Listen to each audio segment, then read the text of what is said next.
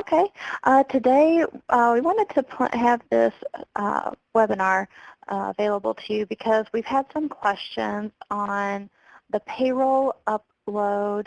We've also had some questions on the assessments, and then we also wanted to show you what type of reporting tools that we have available to you, as well as some tips with using those exports. We know that there's different experience levels that we have with using the Excel files and CSV files. So we wanted to take this opportunity to show you some of the tips that can help you with working with these tools. So to get started, once you log into your Illinois WorkNet Workforce Partner pathway, also I just want to be really sure, I want to make sure that you can see my screen okay. If you have any trouble seeing the screen at any time, you can click the full screen button and it will enlarge the share pod, and just click full screen again and it will make it back to the original size. Okay. So you go to your SYEP tools, and along the top you can see we have the different tabs. We also have these instructions, and I will have this webinar as well posted in the instruction section as well. Okay, so for your customers, what the customers that I'm using today are just test customers. So I want to make sure that you'll see that there's only 2 in here, and that's because I want to make sure that we use, we don't want to share anyways personal information, so we're using our test customers today. Okay. Now for the first topic is payroll.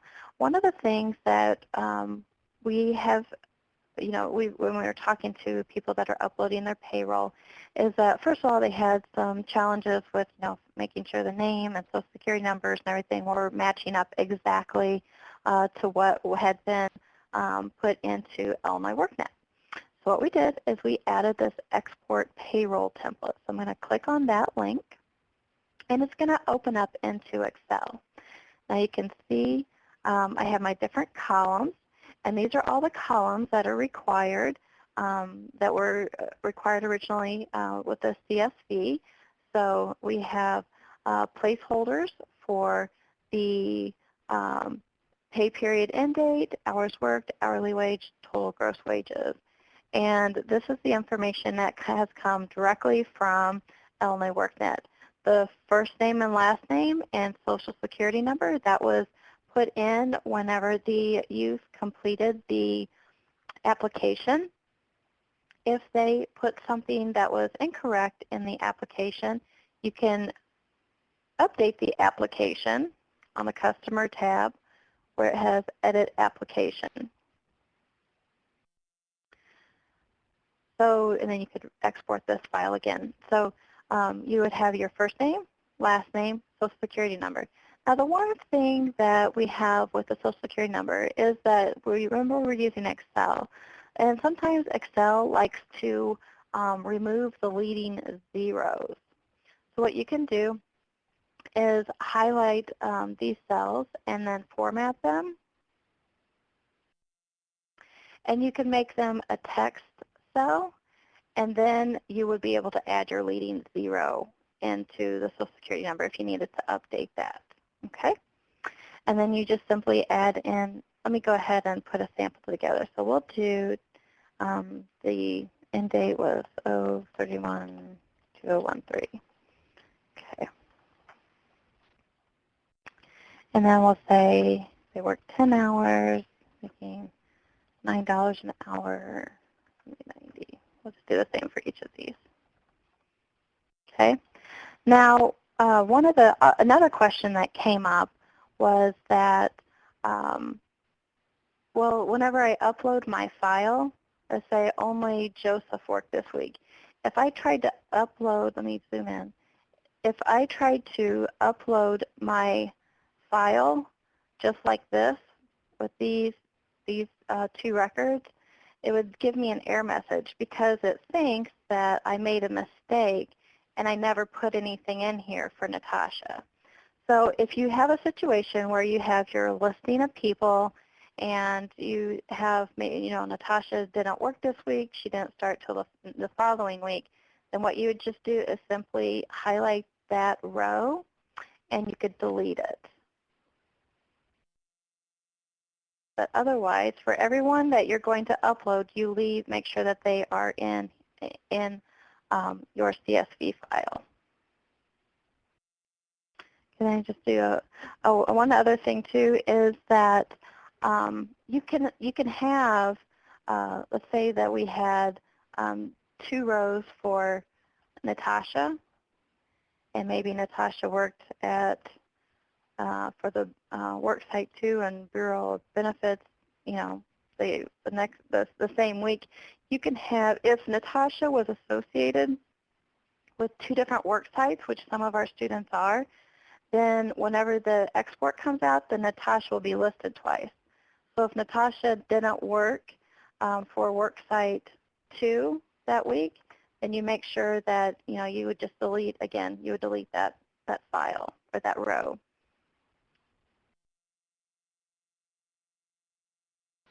Okay, so let me go ahead and delete this one because this one is fake. Okay. So for the pay period ending with the 31st, Joseph and Natasha, I have my Social Security numbers, my work sites, my hours worked, hourly wage, gross wages, and I'm going to do File. I'm going to do Save As. And let me just put it on my desktop. And we'll call this Natasha Test. And I'll save it and just say yes. And I'll just put that down. I'm going to go to my Payroll tab. And so I've exported my payroll template and I've updated it with all the placeholders. I've added information there. Oh, okay, there was a question. If the number starts with a 0, the last 4 digits, do we need to add the 0 or leave it in, the 0 in or leave it blank? No, you do need to add the 0. A good question. I'm going to click on, since I have my file, I saved it, I updated, I saved it. So my first step is to upload the file. So I click Browse, and I go to Natasha Test. Now, one of the things that I've noticed that is if you, I'm actually in Firefox right now, but if you use Internet Explorer, at the top, there is, let me pull over if I have a screen. Let's see this one. I'll pull this over on this screen so you can see it. You'll see that at the top of, this is an Internet Explorer browser window, and you'll see at the top there's this little icon. And it looks like a piece of paper that's torn in half, and that's compatibility view. If for whatever reason you are unable to if you click Browse and nothing happens, if you're in IE, then you might need to click that compatibility view, and then once you click compatibility view, then click Browse, and then you'll see this window pop up. So it's just a little quirk of IE. So go ahead and select your file, and then I need to upload my file. I'm in step 1. So I take a look at it, and yep, these are the 2 files that I was expecting to upload. So everything looks good. So then I go to step 3, and I click the link to import the data. So then once I have imported that data, it says that 2 records were attempted, 2 records succeeded, and so that means that my import was successful. Now, if it wasn't successful, you'll see a screen that comes up. Let's just do this. We'll say, okay, well, this is Tuesday, and then tomorrow I come in and say, oh, you know what, I need to upload my payroll. I forgot to do that because I was so busy. So I'm going to go ahead, and I created my file the other day, and I'm going to click it again, and I'm going to upload the file because now it says, but then it tells me that, no, you can't do that because there's an error, and then it tells me why the error was, because I had already uploaded the payroll import, the CSV file. So if I try to put in the exact same thing again, or the data, you know, as a duplicate, then the system will pick it up and say, no, you can't do that because this payroll was previously uploaded. So it's not going to let you do it. Okay? So you just need to review the error messages. So if it says that you've already uploaded it, then great. You're like, oh, I forgot I already did that. I'm already good to go, so I don't have to worry about it. Now, if I didn't really mean to, if I made a mistake and, you know, with my file, I'm like, oh no, my pay period was for the 26th, I could go in and modify these and re-upload it, and then the system would let me upload that information into the payroll. Okay, so the main thing is you go to upload a file, you navigate to, you browse to go find your file, you upload it. It's going to give you the ability to view the data. If you look at the data and it's not right, or then you can make the update. But whenever, the one thing to keep in mind is that, let's say you upload a file and there was an error message with 3 of them. Just keep in mind it's an all or nothing. So if it fails, then you're going to have to make your changes into your CSV file and re-upload everything. It's just, that's the key thing. It's an all or nothing. And the reason for that is because we want it to be an all or nothing, because it's so hard to go back and try to figure out, which was a good, which was a bad, that type of thing. If you do an all or nothing, you just fix what you need to fix, then you don't have to worry about duplicates.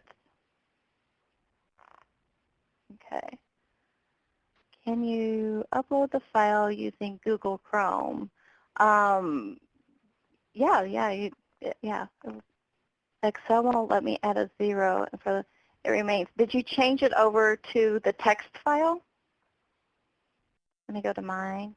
Because I had changed this over to text, and we'll just change this to a 0. If you change this to a text file, it'll leave it in there. And you do that by you highlight it, and then I just right-click on it, and you get Format Cells, and then hit Text. Because I can't remember when it starts out if it's either general or number, but if you change it to a text file and hit OK, then it'll go ahead and do that. Okay. Okay, so that is the payroll upload instructions. Were there any questions, any other troubles that anybody had had? I know that a person had questions the other day. They were having trouble uploading their information, but when we actually looked at it, they already had uploaded it successfully, so that was the problem that they had had. You can also take a look, and let's just say I want to take a look and see, I want to look at all the uploads for Telger. So when you first come to your payroll tab, there's an upload search, history and search. So with these fields, you can just simply enter your name. And, well, why not? Let me refresh my page for whatever reason. Oh, I know. Okay.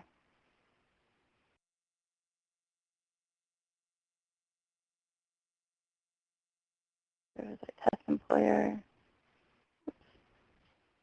I think I'm with WorkSet 2. And there's my listing.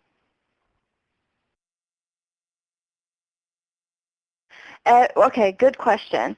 How are we able to confirm that we had an upload that was completed correctly after we received an error message?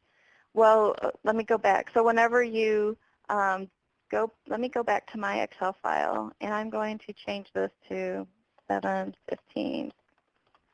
7/15. I'm going to do a file save as. top. We'll call it 2. And T2. Yes.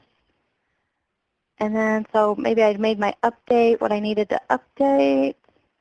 And then I'm going to go back to my import payroll file. I'm going to go upload to the file. That's my first step. And I'm going to click browse. I'm going to get my file. And then I'm going to upload it.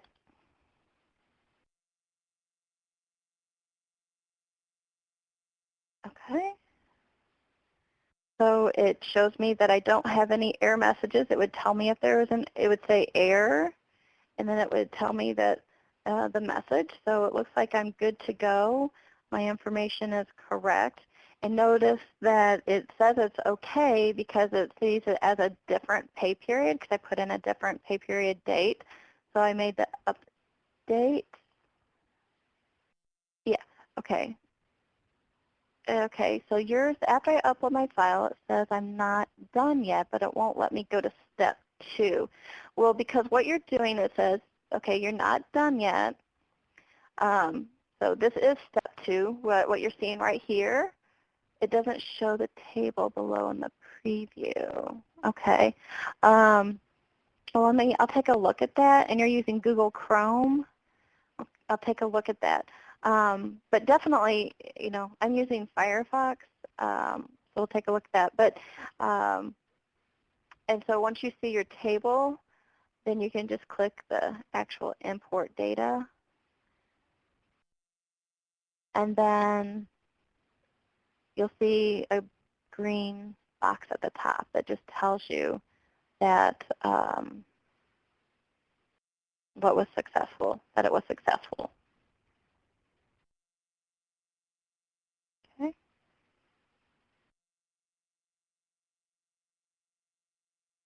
Okay. Well, I just got a message from Lacey that says that, what we need to, they shouldn't use Chrome, use either Firefox or IE. Okay. Okay, so if there's any more questions with the payroll, I'm going to talk about the assessments. Now we've had some people that say, well, I can't see my customers' pre-assessment or their activities and that sort of thing. So what we're doing is we're making an adjustment because we don't want you to have to go back and gather up your students and make them take the pre-assessment over and so forth. So what you'll be able to do is, and my programmers were working on this last night, so hopefully this will be implemented today if it's not already implemented. But what you can do is on your customer summary tab, you can see, and this is a bad example because this is my test person, but they don't have any, they don't have their stuff listed here. So let me go ahead and let me go back and show you. Let me go into this account real quick.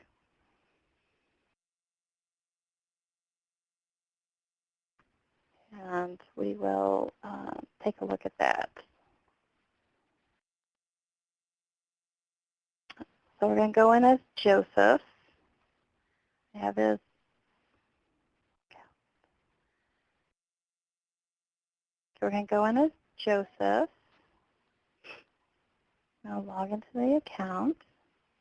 Because what we found is that there are some cases where the students they started on the right path. They started on the SYEP tab where they're supposed to start, and they have completed their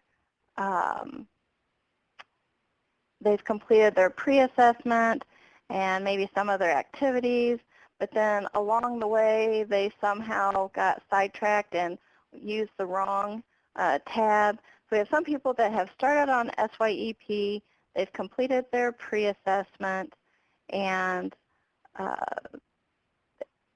but then they switched over and started using the Activities tab, and they completed their post-assessment on the Activities tab, and so forth. So I'm just going to go here and randomly select items for Joseph.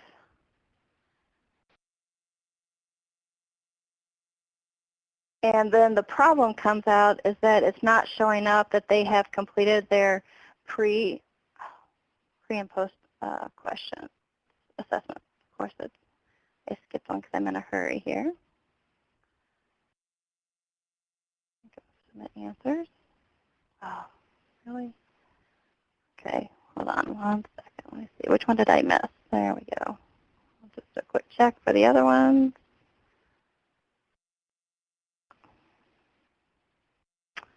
And then we'll submit them. Okay. So now let me switch back over to my group here. I probably need to refresh just to make sure I have all the information for Joseph. Okay, so I go back to customers, and I go to customer summary. And now you can see that I can see the assessment that Joseph has taken. Now, some people were saying, well, I don't see the pre-assessment for his SYEP activities. What we're doing is we're changing this so that regardless if you have a youth that has taken either the pre-assessment on the Activities tab or the SYEP tab, regardless of which tab they took it on, as long as they took that pre-assessment on or after July 1st, it'll be counted as meeting the requirements, one of the requirements for that youth. They can complete the activities in either one of these tabs. We prefer to keep it all with the SYEP, but if they somehow switched over to the other tab, it's not that big of a deal. That's fine. They're the same activities. If they've completed their post-assessment on or after July 1st on either the Activities or the SYEP tab, and they've scored 70% or higher, then that'll be also counted as meeting the requirements. So I know there were some concerns that students had got mixed up and switched back and forth between these tabs, and I just want to let you know that if that has happened, if that's your situation, don't worry about it because it'll be okay. Both either way you go, Activities or SYEP tab, as long as they were completed after July 1st on or after July 1st of 2013. Then your students are good to go. You don't have to worry about it. Okay? Any questions on the pre-assessment, post-assessment? Okay. Looks like we still got a little bit of a Chrome conversation going on there. Okay, we're going to go ahead and I'm going to go back to my SYEP tools.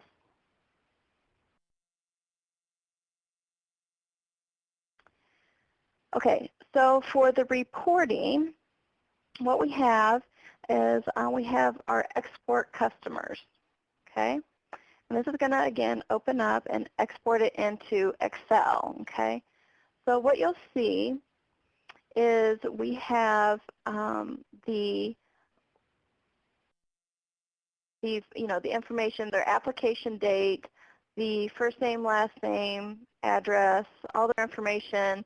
The main things that you would want to keep in mind whenever you're looking at this are if you have a large group of people and you want to take a look to see if how many people you have that are eligible or enrolled, or if they if they've completed their pre-assessment, those type of things, and you want to have a list of those people that you can just simply export and filter and take a look at the data in different ways, then you can export your customer list.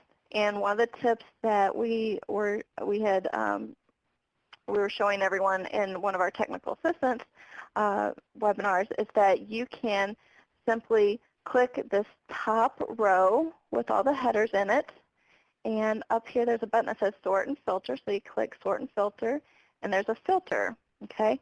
So whenever you do this, you can take a look, and now you'll see that there's a little arrow. Let me zoom in. You can see there's a little arrow for each of these rows, okay?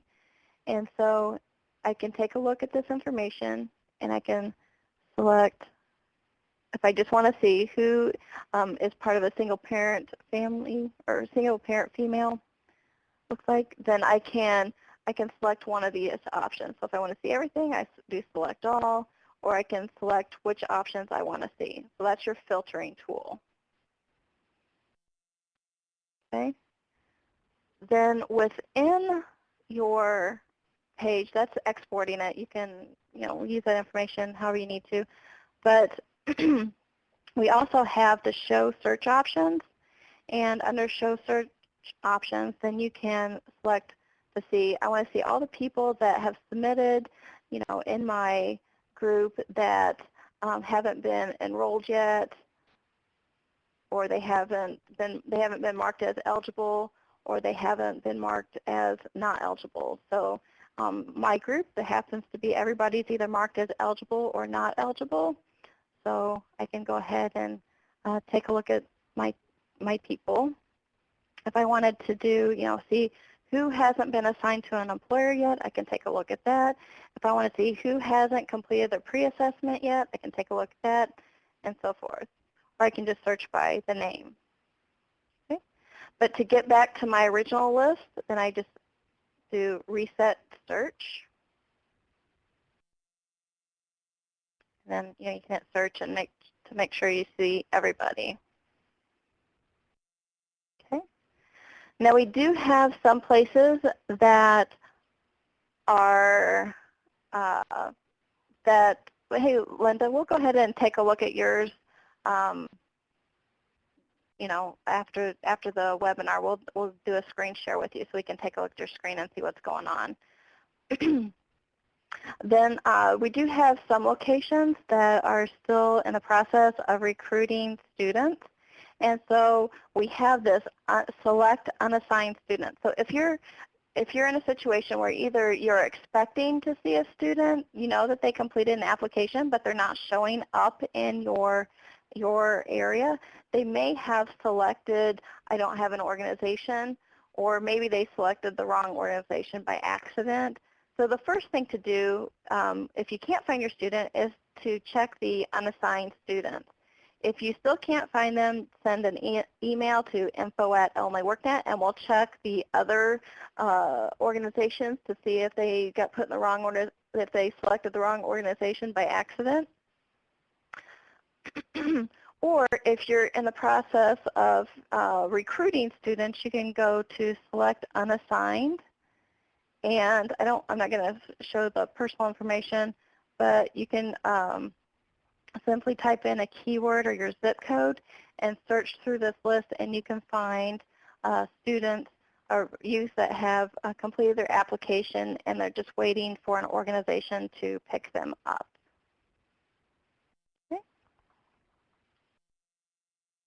Okay, so the next question I see that was added was, where is the worksite evaluation for the workers to take?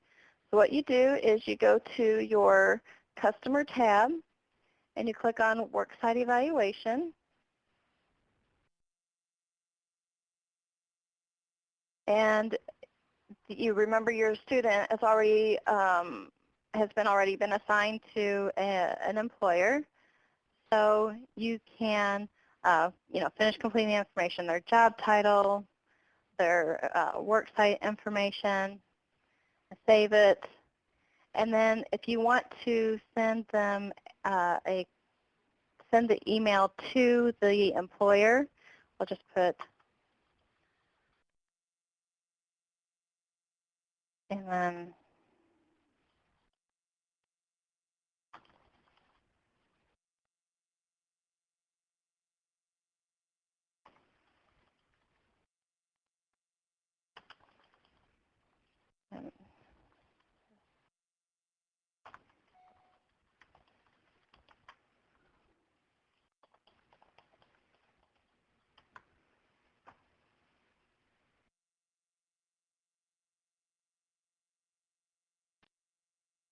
and then save.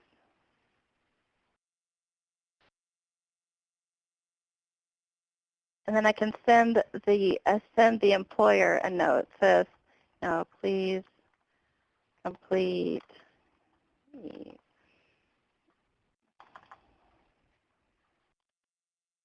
Then of course you'd want to put a little bit more in there.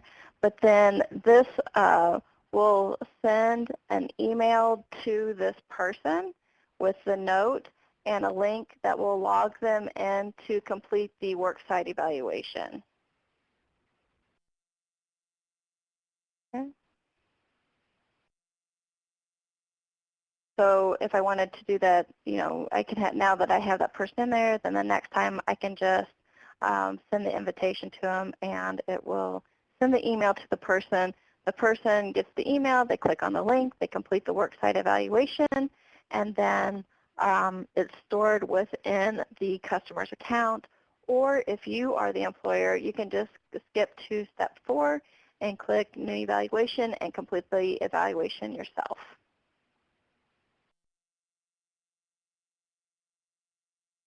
In our case. Okay, yes, it is a good, the question is, we had our case manager go to each site and speak to the employer to complete the evaluation using a hard copy. Is this sufficient? It's a starting point. What you'll need to do is go in for each of these customers and click New Evaluation, and you'll have to enter that information into LMI WorkNet.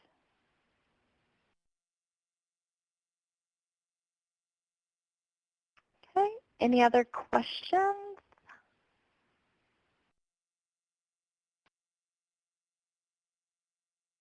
Okay. Oh, I see some more typing.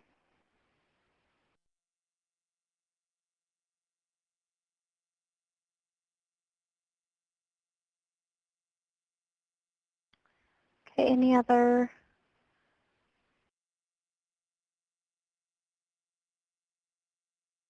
I didn't know if Tammy or if you had anything that you wanted to include.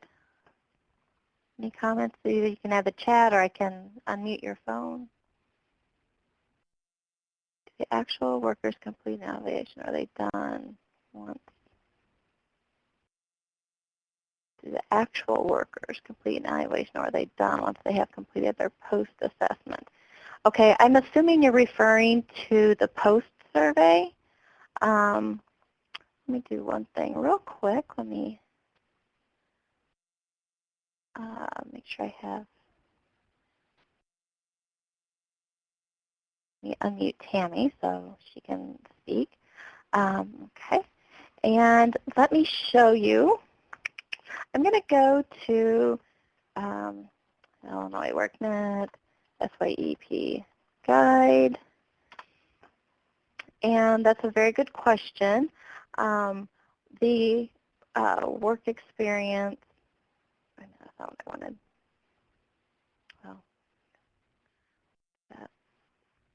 Well, one of the things that we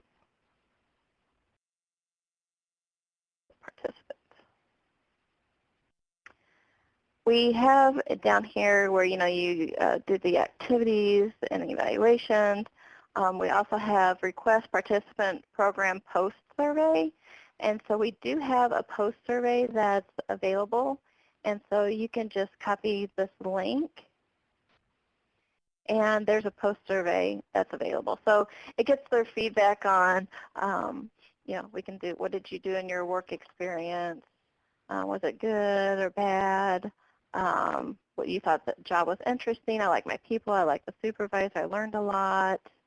How do you think your work experience during this program helped you have a better understanding of the following? Or do you think it helped you with any of these things? So we do have, just a real simple survey that's available, and it would be wonderful if you would have the participants complete that survey, post-survey.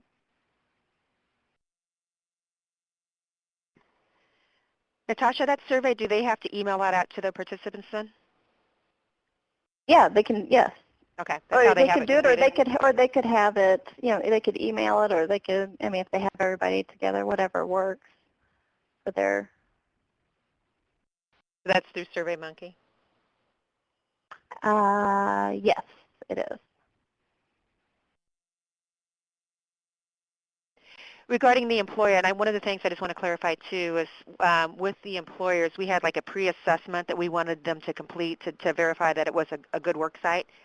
So the post-assessment, the employer survey basically is evaluating their experience with SYEP. So the one that's in WorkNet is basically an evaluation of the work site's experience with the program.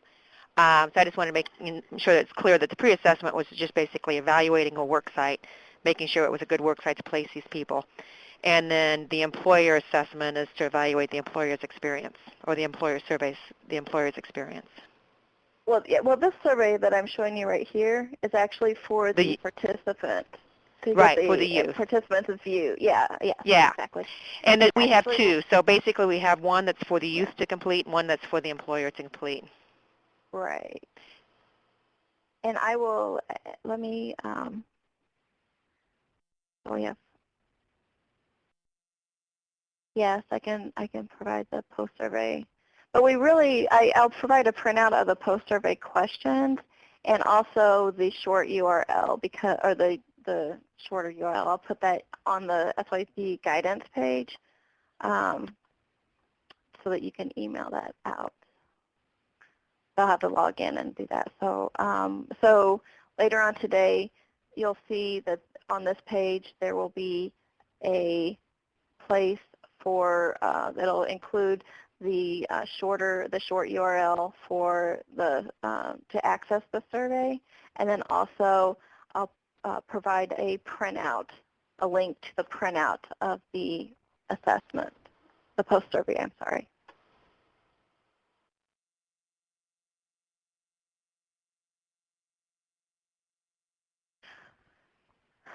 Okay, once we have a hard copy completed, if you're talking about specifically are you talking about the hard copy of which one? The worksite evaluation or the survey? Well, really what you could do is just provide them with a link to the survey and they can do it themselves.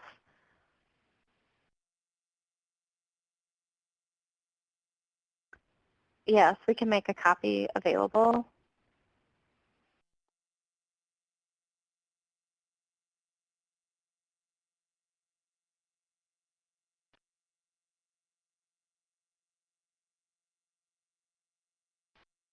The thing that I wanted to say is that, if you provide them with a link to the survey, then there's no data entry on your end. Otherwise, you'll just have to, no, the link will not require them to log into LMyWorkNet. It's just SurveyMonkey. So good question.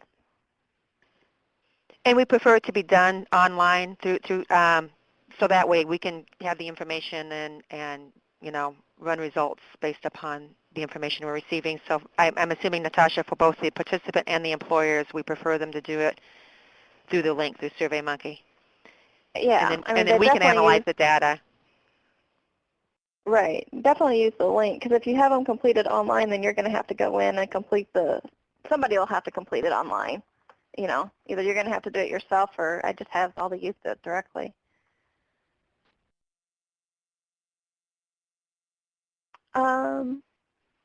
I mean, if they had worked at multiple work sites, so I guess it was two different experiences. I kind of wasn't thinking of it in that respect as I was thinking of it as like a holistic with this overall experience. But what do you think, Tammy?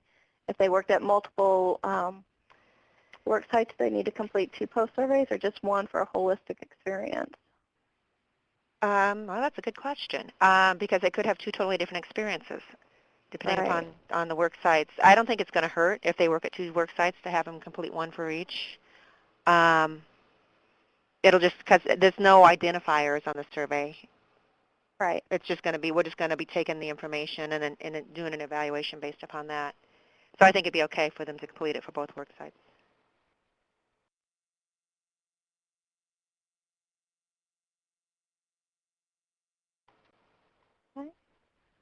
Very good questions. And I think there was a question regarding are all employers required or work sites? I mean, as many as you can get. I mean, I know that we're not going to have 100% return on this when you're working with the employers, but we want to see as much as we can because that'll be we're using this as a tool to evaluate the success of the program. So, the more feedback we get, the better idea we're going to have, and hopefully for future years we'll be able to fine tune this even more.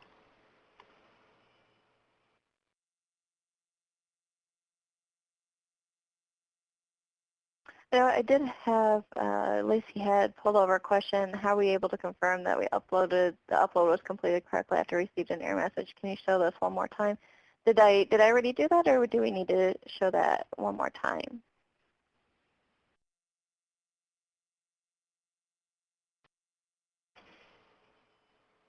Okay, Lisa says we need to do it one more time. Okay. So I go to my payroll. I had exported it. Since I already have an export, so I'm gonna go ahead and open up this one. We're gonna change the date. Let's see, we'll do 7/26. 3, 7/26, 213. Oops, not gonna help me. We'll just do 1 hour worked, 1 hour worked, $9, $9. And I'm gonna save file, save as. I'll make sure the CSV, we're gonna call this NT3 on my desktop.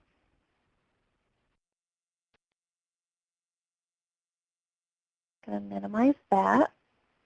I'm going to go to Import New Payroll File. Okay, my first step is to upload the file, so I'm going to browse, select my file, click Upload. Okay, it says you're not done yet, so make sure you take a look. Yes, I have my pay period. I've worked 1 hour, 1 wage, no error messages. So then, again, it's the same thing. If I had an error message, then I would have to go back and do upload file and do exactly what I just did and go to import data.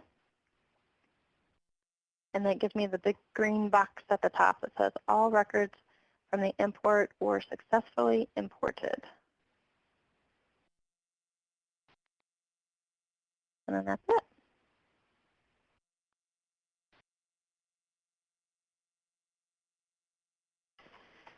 Natasha, this is Tam. Will it allow you to upload it if there is an error message, or it requires you to go back into your Excel file and make those corrections? It requires you to make the file. It requires you to make the updates. It's an all or nothing. Either they all are good, or it doesn't import any of them. And the reason why we do this is that it stops from duplication. In previous years, we've used the same program, and the all or nothing system has worked best. So the process is if there's an error message in the screenshot there, then to go back to your Excel spreadsheet, correct that file that has the error message, and then re-import it into the... Yep, save the CSV file. I choose to save it as a different name just because, that's just me, and I like to keep track of what I did differently because that way at least I know which one is my latest version of what I made changes to. So I changed the name and then uploaded again. Okay, any other questions? Okay. I sent an email out to everyone today, just some things to check. We're doing well. We've got about 72% of our planned production, I guess, as for youth employed right now. So we're doing well. We definitely want to hit our targets. So one of the things I said is you need to look at your placements and versus your plan, and we need to make sure that we're getting these kids, in the program because we're a month into it now. Um, and then also with the assessments, you need to double check your assessments, your pre-assessments, and make sure that, they are completing the pre-assessments. And with this tool that they've incorporated, if they've completed it either under SYEP or under activities, that'll, you can be able to check either way. So we need to make sure the pre-assessments are getting completed also. And then it's very important. We've got probably about half of the agencies that's done a payroll download. So there's about half of you that have not. And we're not going to be doing any more cash requests until we can look at your payroll downloads. And then the other thing is the grant expenditure report form. And that's with the email that I sent out with the attachment. That needs to be submitted to us too. And in that, you're going to document all of your costs. So we're going to have the youth payroll under your youth wages along with whatever other costs like your employer FICA and workman's compensation will be included in that line item. And then it's going to detail all of your other costs. So your administration, your program supportive services costs will be in that. So we need that document too because future cash requests are going to be based upon your expenditures. So if we're not getting this information from you, we're not going to be able to request cash. And it takes, 8 to 10 days, once we approve it and put the submittal in to get the cash through the process and approved, and you paid from the comptroller's office. So we want to make sure that we're very timely in doing this because we don't want to have any gaps at all. We want to make sure that you have funds available, to make payroll. So, I just want everybody to be very diligent now on the payroll side and make sure that you're uploading your payroll and then you're getting the grant expenditure report into us so that we can do a cash request for you. And that's about all I have to say. We're moving along well, though. I think, we've had a lot of monitors that are out providing technical assistance right now, to the grantees. So definitely work through the people that have been assigned to you, if you have any questions or concerns. Okay, LaDonna had a question about clarifying the grant expenditure report. Yeah, and I just got that. Go ahead and put the youth wages, and we did tell you that originally to leave that out. I think it's probably best to go ahead and put the youth wages in that so we have a total grant amount for, and if you've done it without it, that's fine. For the next report, just go ahead and add your youth wages in that so we're looking at the entire grant amount in the grant expenditure report. An example would be we received one that had, like maybe around $20,000 total in there. But then when we looked at the payroll out of working at it was around $18,000. So the difference between the 18 and the 20 is your employer portion of that, which would be the FICA and the workman's compensation. So we were analyzing that. We're saying, okay, there's, they had actually $18,000 in payroll, and on the grant expenditure report, they're at $20,000. So, we would assume that that's, the employer's FICA and compensation. But I think just so that we can get a whole picture of the grant, we decided to shift and have everything on that grant expenditure report form.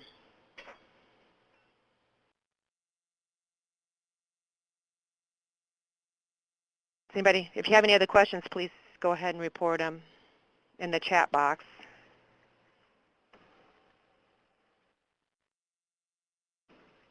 Okay.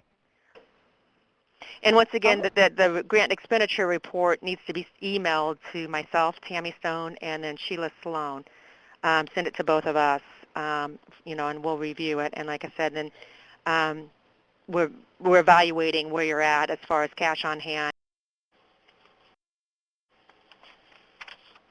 And I think so far, like I said, we've had our monitors out doing technical assistance, and it seems like we're getting some pretty good responses and results for the program. So we definitely appreciate all you guys' hard work. It's been a fast startup with us, and it's definitely I think helped a lot of kids get to work and get some money in their pockets, especially those going back to school, so that they have some resources too.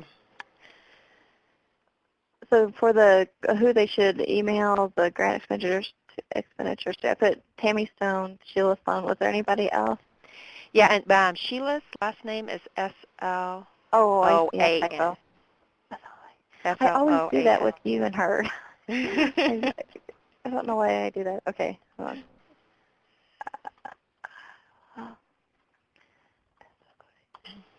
And like I said, we would like to receive those at the time you also do your payroll upload. So then we're running reports almost daily on your payroll upload. So when you do your payroll upload, if you can email those to us on that same day, and then we have the full picture of where you're at. And then, like I said, we can do our cash requests at that point.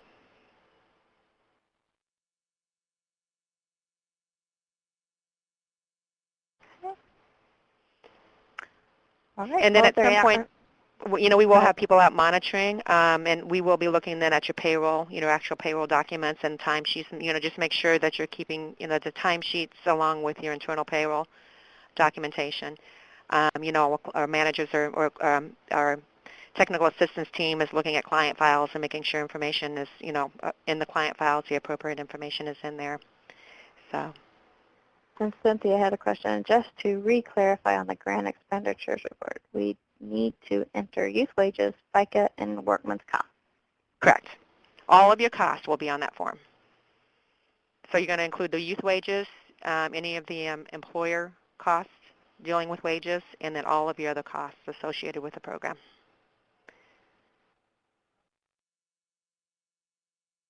Expenditure report, I thought. That's what Linda said. Yeah, that we originally we did say that, but we've changed our thought process. We want all of the cost on the expenditure report form. So on that expenditure report form, report everything, all of your costs.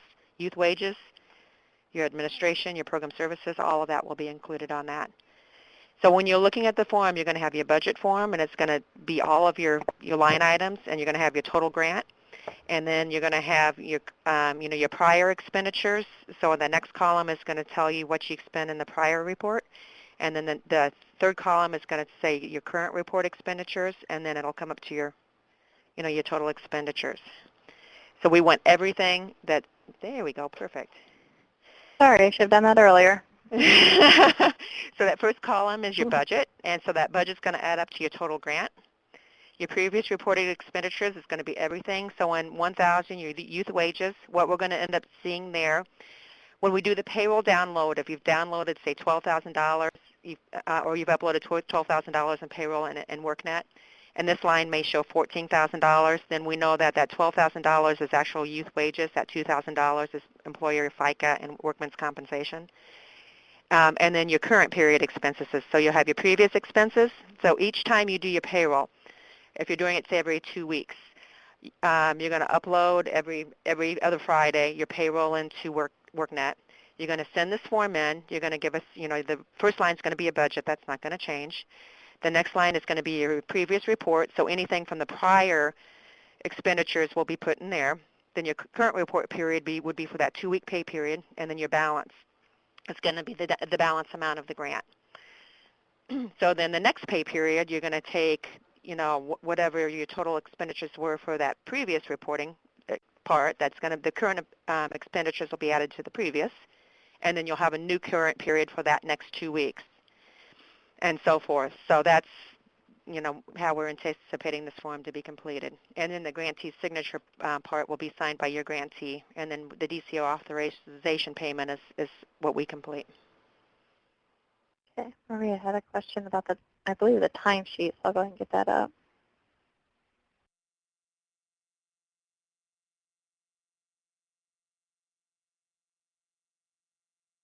And the expenditure report form will be cumulative. Yeah, that's one, because that's why we have a previous expenditures and a current expenditures. So when you look at your previous expenditures and your current expenditures, that's a total amount that you've expended so far. And how do we differentiate the work readiness from work experience on the timesheet if the worker does work readiness after their hours worked? And that is shown at the end column, because we have a total for work experience and then we have a total for work readiness hours. And they are paid for work readiness also. So I guess what you're maybe saying their timeout. Yeah. You're going to have to make this form work for you and how you're doing it. If they're working, say, from 8 to 3, and then from 3 to 4 they're doing that work readiness, and that timeout would be at 4 o'clock, and then that 1 hour would be the work readiness, and then the rest of the time would be in work experience. Everybody's probably doing theirs a little different. Some may be front-loading the work readiness a little bit more. So make this form work to your most logical, processes, I guess I'm saying. It's kind of, it doesn't necessarily fit everything that's out there, but, make this work to the best logical method for you guys. And my concern too, sometimes if they had work readiness, maybe in the evening, it kind of creates a little bit of a problem with the time in, time out aspect of this. So your total hours needs to be the total of your work experience and your work. And it says, new timesheet does not include a pay period total hour box. Can this be added somehow? You can adjust the sheet if it, we want to somewhat keep this format, but if you want to add a total box to this sheet, that's not a problem. Feel free if you want to under the, like under that week 2, if you wanted to add a total hours for both week 1 and week 2, that's fine.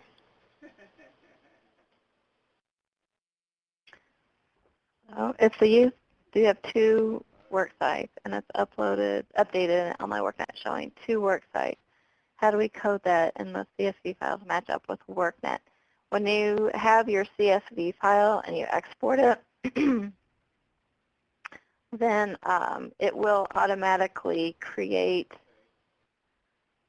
like, if your customer is associated with two work sites, whenever you export the file, they will have 2 rows. So it would look like, it would, it'd have this plus. It'd automatically come out. So since you said you're doing, if Natasha worked at 2 work sites, you would, it would just be listed here twice.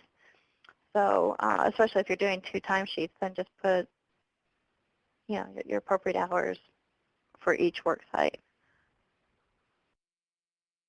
And 2 timesheets, that's actually appropriate because the timesheet should be signed by the supervisors. So they should be completing a timesheet for each work site.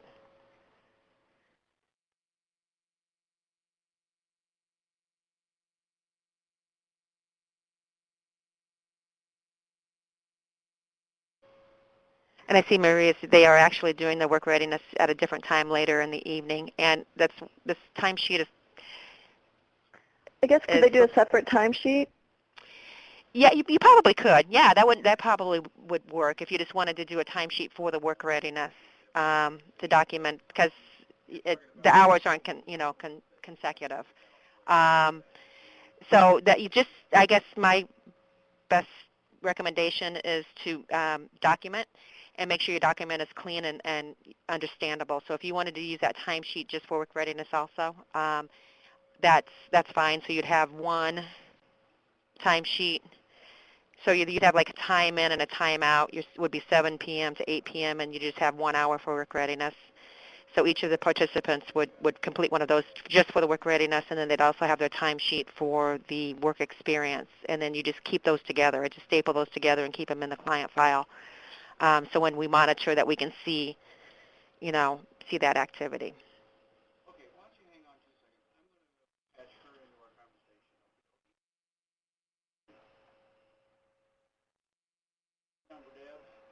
Good questions. Lots of good questions. Well, if there aren't any more questions, then I'll wrap this up. Thank you, everyone, for joining us. And I don't know, Tammy, if you had any other next steps or for everyone? Yeah, just keep plugging away. Get your production. Make sure that you've placed the number of youth that you have in your scope of work, and keep following up and get your payroll in. And this has been a kind of a fast and furious program. So, I think everybody's done a great job, and we just want to make sure we stay on track and continue on. Make sure the kids are doing their activities in WorkNet.